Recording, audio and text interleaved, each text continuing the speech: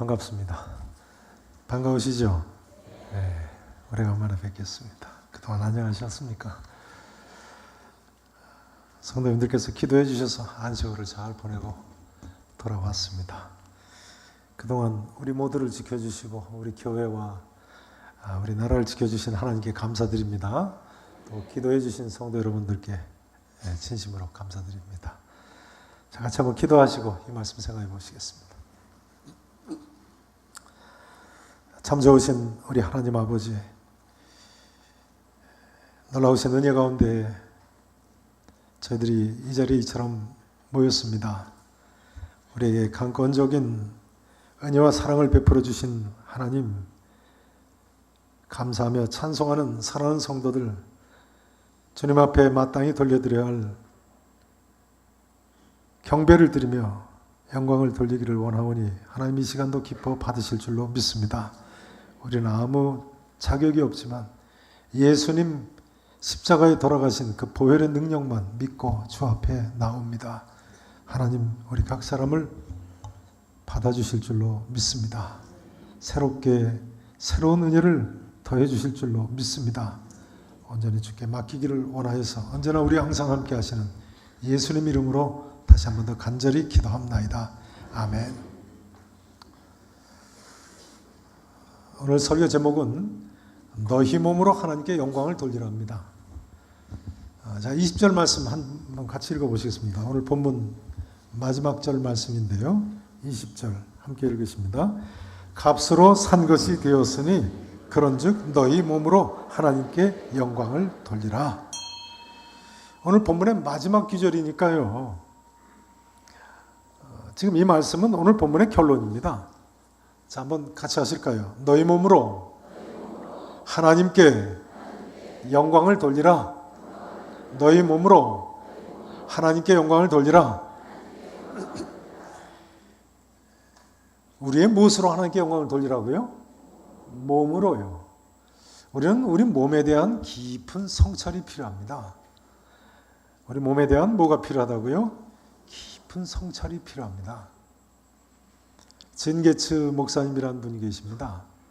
미국 달라스에서 목회하신 유명한 목사님이신데요.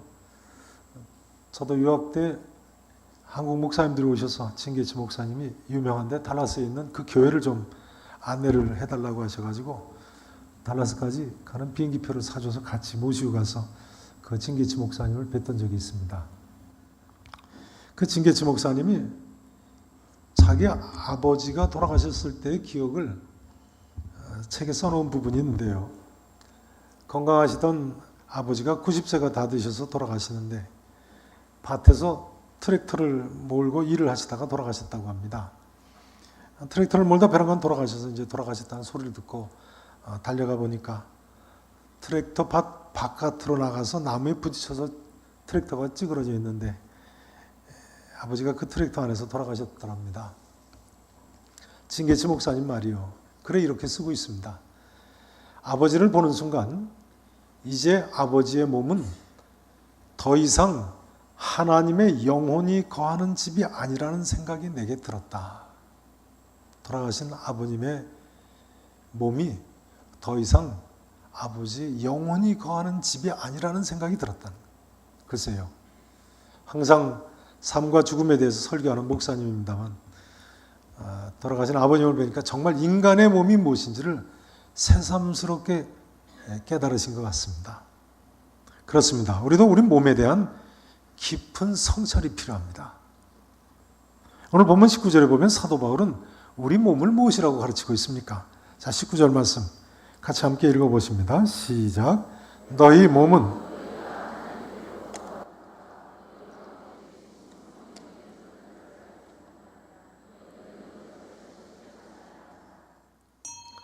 네, 보세요. 너희 몸은 너희가 하나님께로부터 받은 바 너희 가운데 계신 무엇인 줄을 알지 못하냐고요?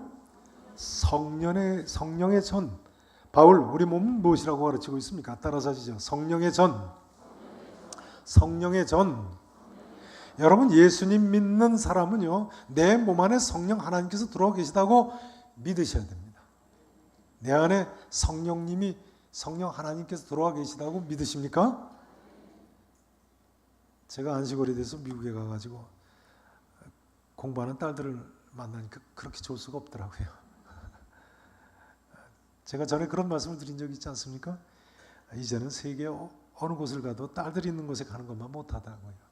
네. 공감이 되시죠? 부모 마음 아니겠습니까? 그러고 보니까 하나님께서 이 땅에 오신 이유도 마찬가지군요. 하나님께서 왜 낮고 천한 이 땅에 오셨습니까? 자녀된 우리들 때문에 오신 것 아닙니까? 그러니까 이제부터는 하나님께서 왜 낮고 천한 이 땅에 오셔야 했느냐? 그런 질문은 절대 하지 마시기 바랍니다. 그건 자녀로서 할 질문이 아니에요. 예수님이 이 땅에 오신 하나님이십니다. 그런데 인간들이 예수님을 믿지 않고 배척하고 십자가에 못 박아 죽이니까 하나님께서 예수님 제자들에게 미리 약속하신 대로 이 땅에 성령님을 대신 보내셔서 삼일체 성령 하나님께서 영원토록 우리와 함께 거하도록 하신 것입니다. 우리의 어디에 거하신다고요? 우리 몸에요. 우리 몸에. 그래서 우리 몸이 성령의 전이 됐어요. 우리 몸이 뭐가 됐다고요? 성령의 전이 됐어요.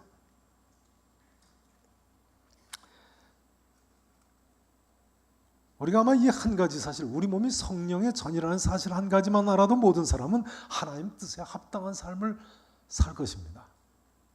그렇지 않겠습니까? 우리 몸이 성령의 전이라는 사실 하나만 알아도요, 그렇게 쉽게 몸을 내 마음대로 사용하고 음란하고 술, 담배, 마약, 노름에 빠져 살고 화내고 싸우고 자기 몸을 자해하고 자살하겠습니까? 삼일체 되신 하나님 성령님께서 내 안에 들어와 계신데 어떻게 그렇게 내 몸을 내 마음대로 죄짓는 데 사용하겠어요?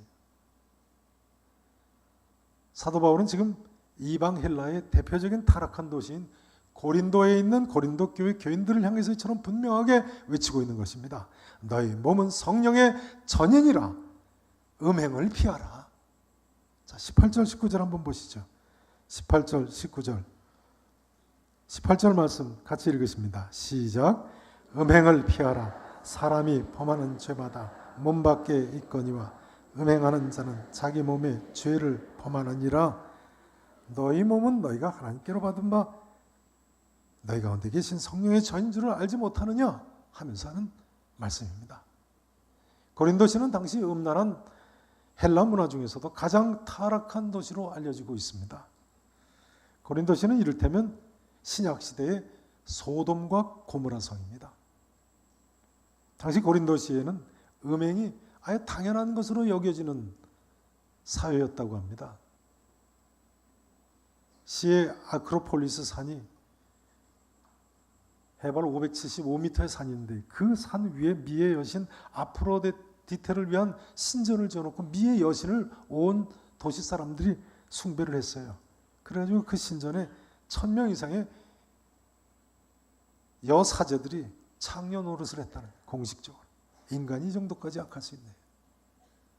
당시에 철학자 플라톤의 국가론에도 보면요, 성인 남녀 간의 혼음을 허용을 할 정도였어요. 당시는. 이데아를 추구하던 최고의 철학자도 음란에 대해서 이처럼 죄의식이 없었어요. 문제는 이런 이방의 풍습, 악습이 교회 내까지 공공연하게 침투하고 있었다는 거예요. 심지어 고린도전서 5장 1절에 보면요, 음행 정도가 아니라 자기 아버지의 아내까지 취하는 아들이 있었어요. 아버지의 아내, 그러니까 아버지의 후처겠죠. 생모야 아니겠죠. 아버지의 후처까지 취하는 사람이 고린도 교회 교인들 중에도 있었다. 이런 고린도 교회를 향해서 사도 바울이 외치고 있는 거예요. 음행을 피하라.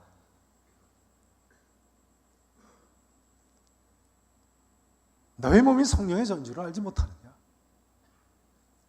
이 아크로폴리스 산은 그리스 사람들이 시지푸스 신화의 주인공인 시지푸스가 평생 돌을 굴려 올리는 산이라고 믿는 산이죠. 고대 그리스 신화에 따르면 시지푸스가 신들의 비밀을 인간들한테 누설했다고 해서 저주를 받아가지고 커다란 바위를 산 꼭대기까지 밀어 올려야 했다는 거예요. 근데 그 꼭대기에 올라갈 때쯤 되면 시지푸스가 기운이 떨어져서 바위를 놓치고 굴러 내려온 바위 또 다시 밀어 올리다가 또 굴러내리고 영원히 반복하는 그런 벌을 받았다는 거예요. 이 신화는 인간의 삶, 더 나아가서 인간 존재가 무의미하다는 것을 이야기하는 그리스의 신화죠. 프랑스의 까미가 시지프스의 신화를 쓰지 않았습니까? 인간 세상의 부조리를 고발했다고 하는데요. 바로 그 배경이 고린도 성입니다. 그러니 사도 바울은 고린도 성 사람들에게 이런 허탄한 신화를 버리고 이제는 더 이상 죄짓지 말라는 거예요. 너희 몸으로 하나님께 영광을 돌리는 새로운 삶을 살라고 외치는 것입니다. 우리가 사는 삶은 그처럼 무의미한 것이 아니라는 거예요. 그렇게 허무한 것이 아니라는 거예요. 일평생 고생만 하다 끝나는 것이 아니라는 거예요.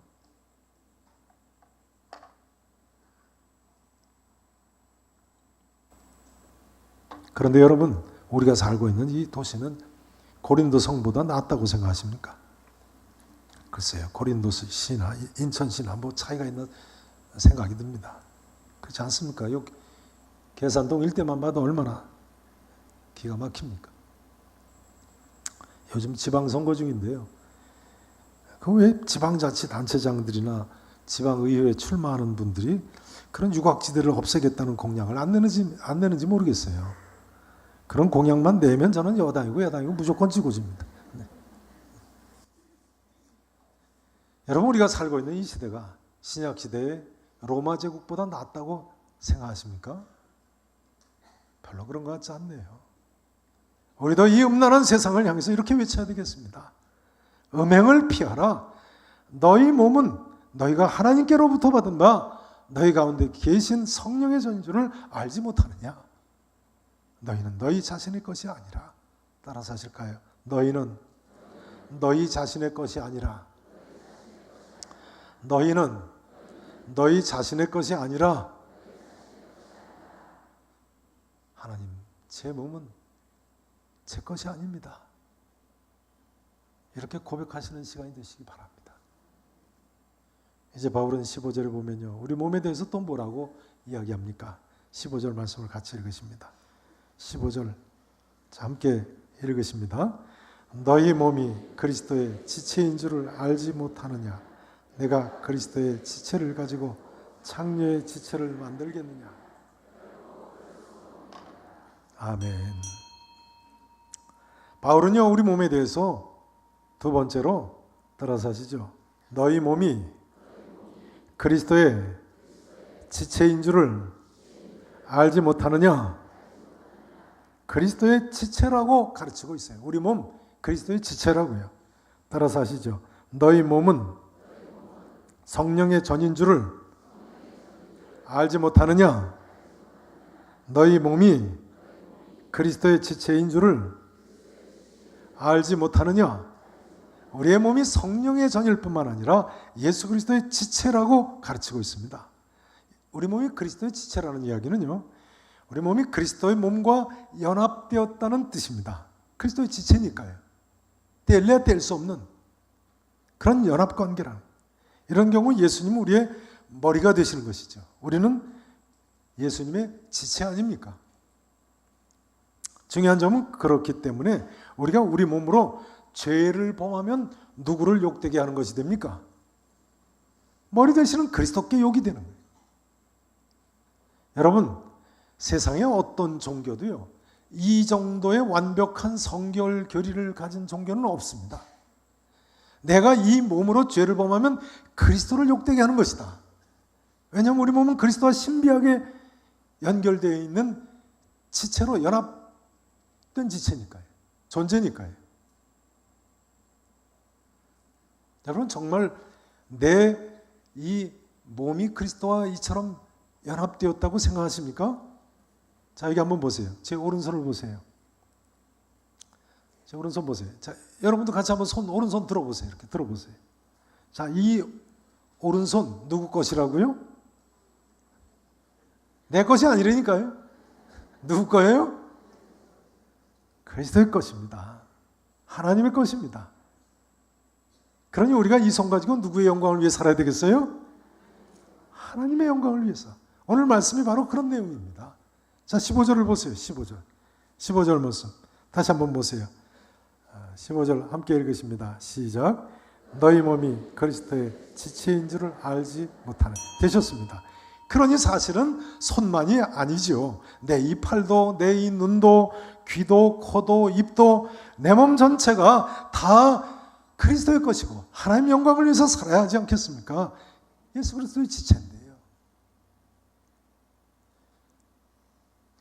13절 이제 전반부 말씀을 보시죠. 13절 전반부 말씀. 자, 또 함께 읽으십니다. 시작.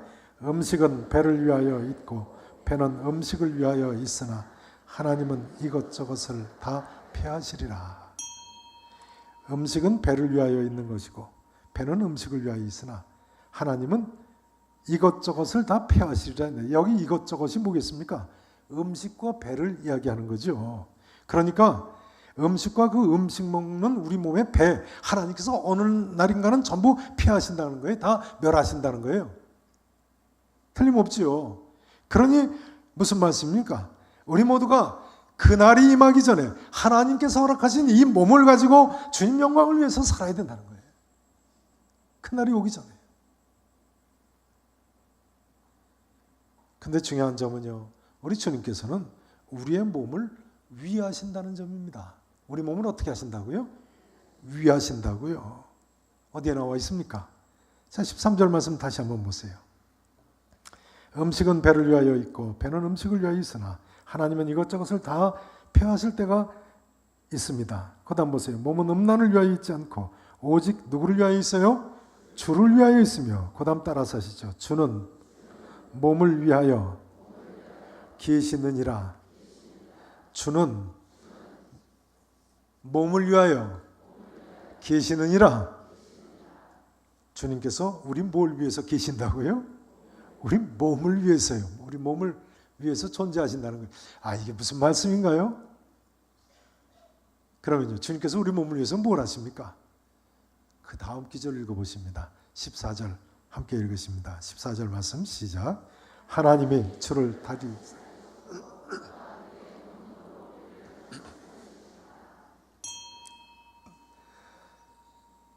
헬라어 원문에 보면요, 지금 읽으신 이 14절 첫 단어는 그래서라는 단어로 시작하고 있습니다. 주는 몸을 위하여 계시느니라. 그래서 하나님이 주를 어떻게 하셨어요? 다시 육신 부활을 시키셨다는 거예요. 또한 그의 권능으로 우리를 다시 육신 부활시키실 것이라는 거예요. 언제요? 이 다음 부활의 날이에요. 부활의 첫 열매 되신 예수님처럼 육신 부활시키실 것이라는 거예요. 하나님께서 우리 몸을 위하여, 그렇기 때문에 주는 몸을 위하여 계시느니라 라고 말씀하시는 것입니다. 다음 주일부터 부흥 사경회가 시작됩니다. 다음 주일부터 부흥이 시작되죠? 네. 오늘 팜플렛 받으셨죠? 주위 분들한테 꼭 알려드리세요. 우리 목사님들이 다음 주 부흥의 저녁 하루는 월드컵 축구 스웨덴전을 한다고 걱정들을 하시더라고요. 아시죠?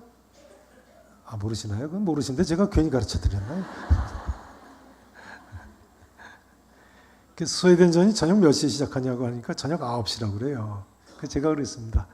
부흥회는 늦어도 9시, 8시에 시작하니까 9시 반이면 끝나니까 집에 가서 후반전을 볼 수 있을 것이라고.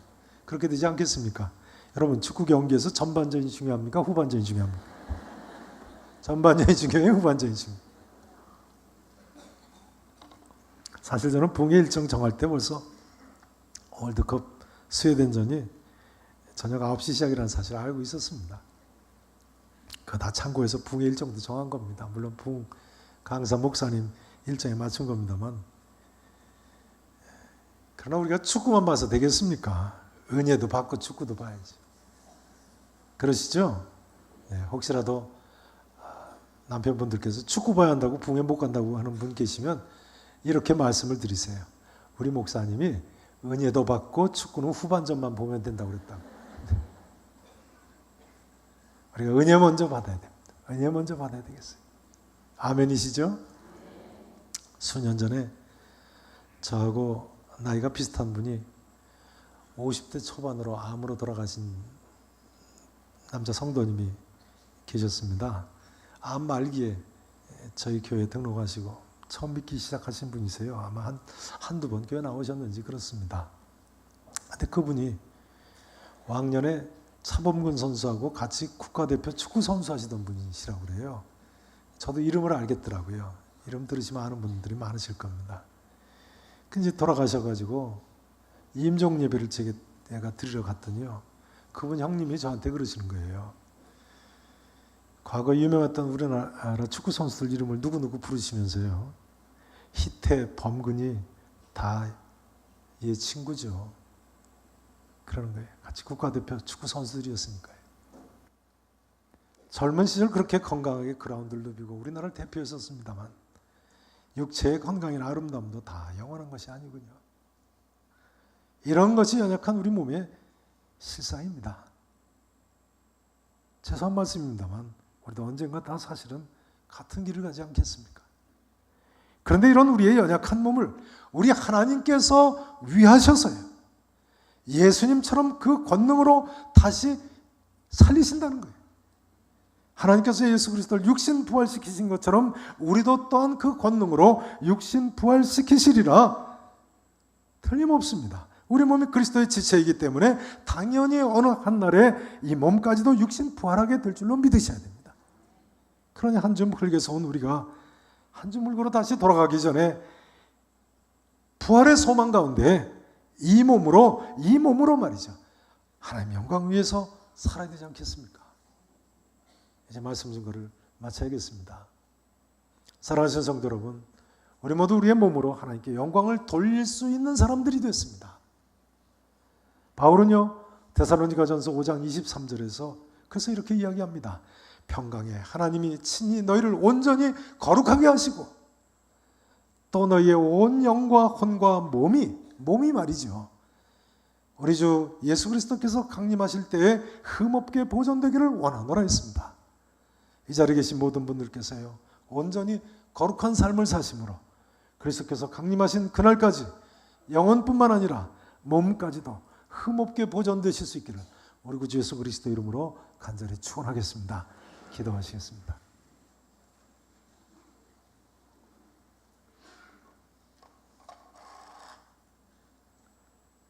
전능하시고 분명히 살아계신 우리 아버지 하나님, 이 시간 주님 앞에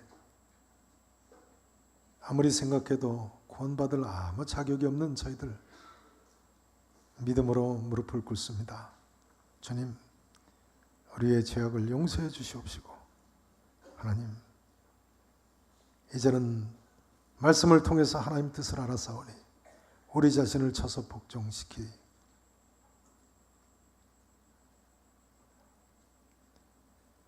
온갖 세상의 유혹을 물리치게 해주시옵시고 악한 마귀 사탄의 괴계를 넉넉히 이기고 남을 수 있는 우리 모든 계산의 성도들 되게 해 주시옵소서.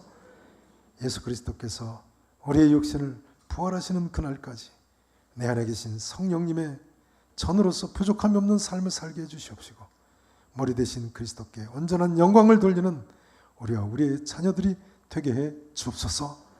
감사하고 살아계신 예수 그리스도 이름으로 간절히 축복하며 기도하옵나이다. 아멘.